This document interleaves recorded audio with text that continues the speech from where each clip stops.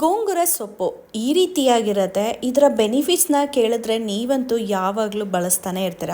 ಇದರಿಂದ ಗೊಜ್ಜು, ಸಾಂಬಾರು, ಚಿತ್ರಾನ್ನ ಎಲ್ಲವನ್ನು ಮಾಡ್ಬೋದು.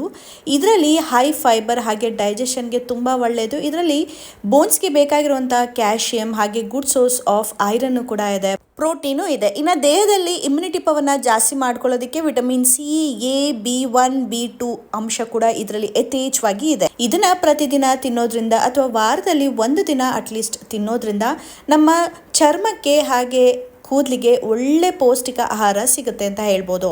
ಇದರಿಂದ ಡೈಜೆಷನ್ ಪ್ರಾಬ್ಲಮ್ ನಿವಾರಣೆ ಆಗುತ್ತೆ, ಬೋನ್ಸ್ ಹೆಲ್ತ್ ಚೆನ್ನಾಗಿರುತ್ತೆ, ಇಮ್ಯುನಿಟಿ ಪವರ್ ಬೂಸ್ಟ್ ಮಾಡುತ್ತೆ, ಆಂಟಿ ಆಕ್ಸಿಡೆಂಟ್ ಪವರ್ ಕೂಡ ನಮ್ಮ ದೇಹದಲ್ಲಿ ಜಾಸ್ತಿ ಮಾಡೋದಕ್ಕೆ ಹೆಲ್ಪ್ ಮಾಡುತ್ತೆ.